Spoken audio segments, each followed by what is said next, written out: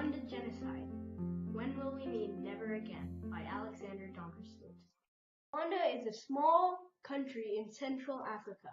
Since the early 1800s, there have been two segregated ethnic groups in Rwanda. The Tutsis were the minority, but ruled. The Hutus, although a majority, were considered a lower class and had many liberties oppressed. In 1994, conflict because of ethnic difference escalated to catastrophic level. It was a genocide with over 800,000 Tutsi lives lost. At the same time, there was a global conflict between the United Nations and countries to resist getting involved. After the 100-day genocide was over, the compromises to achieve peace by removing ethnic barriers are continuing to evolve, and many consider the United Nations still not effective in making change to stop more recent genocides.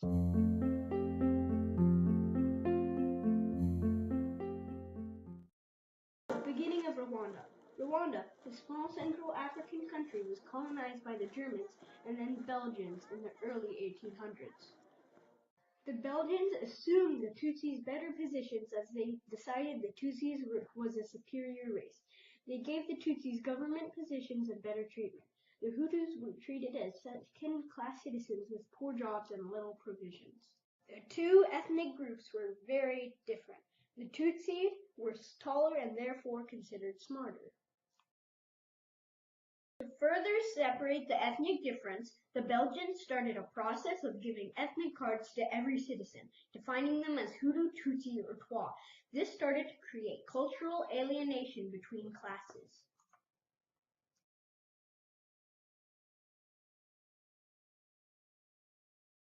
In 1959, there was a Rwandan revolution. This was when the Hutus ended the Tutsi monarchy. After this revolution, many Rwandan Tutsis refugees fled to Uganda and other neighboring countries. Hoping to take back Rwanda, they formed the RPF, or Rwandan Patriotic Front. In 1967, 100,000 Tutsis were killed in the revolution. In 1993, the RPF and Paul Kagame then signed a peace agreement with President Habyarimana. He was a Hutu. The RPF succeeded and brought peace for 1 year.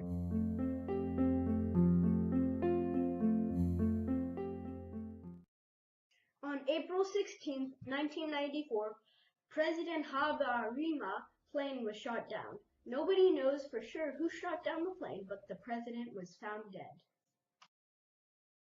In 1994, major conflict finally came to Rwanda in a horrible genocide.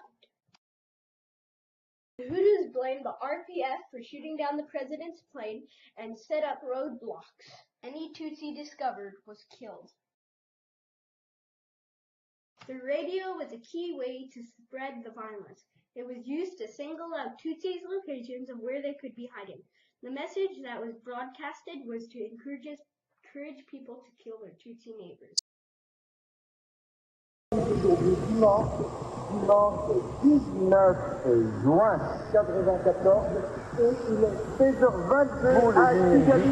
Jeunesse rwandaise. Nuko nyine namenyesha abatwumva ko nyine abantu bose bahagurukiye kurwanya inyenzi inkotanyi, nababwiye abasirikare bacu nibo ba mbere, mbabwira urubyiruko rwagutse kugira ngo bafashe abasirikare bacu, mbabwira inkumi, mbabwira abasore.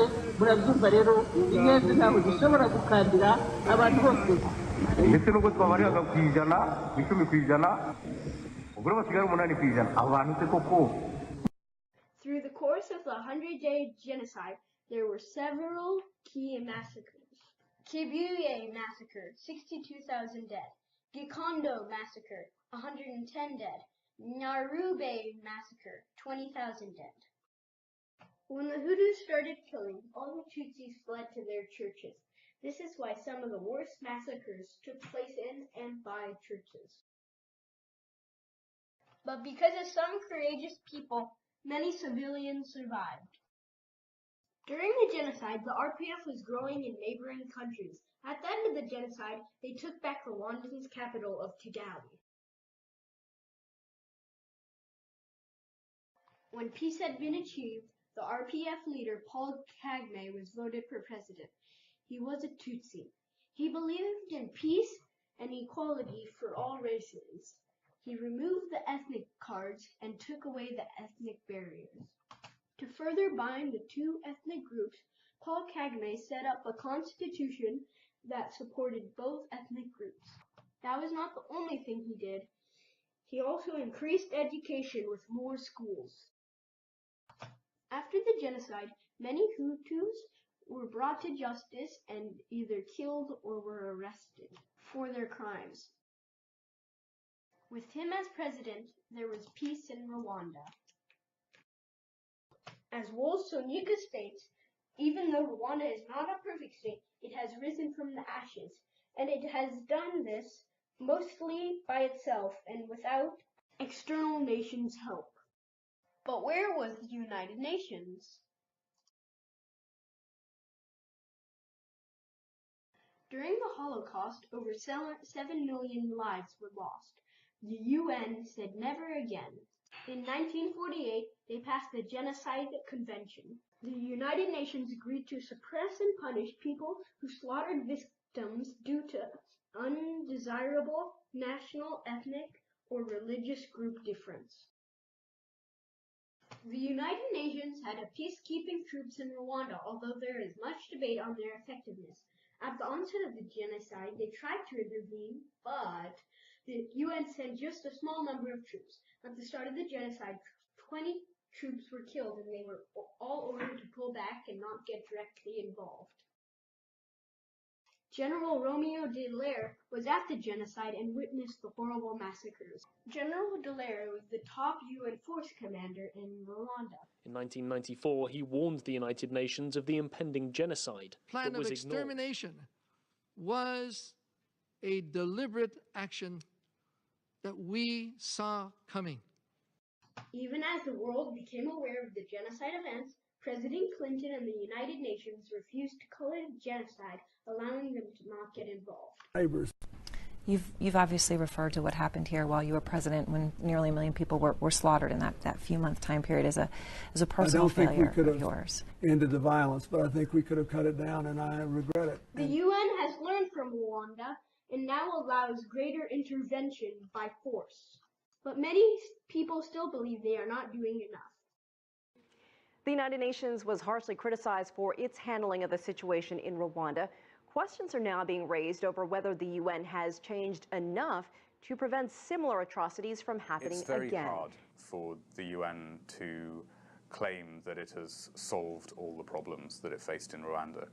We do see new crises emerging, and again the Security Council struggles to respond. Again, UN agencies struggle to respond to these new crises, and it does sometimes feel as if we have not learned enough. Since 1994, there has been several more atrocities that the UN has failed to prevent. Bosnia, 1995, 100,000 killed, never again. Guatemala, 1996, 166,000 killed, never again. East Timor, 1999, 196,000 killed, never again. Darfur, 2003, 300,000 killed, never again.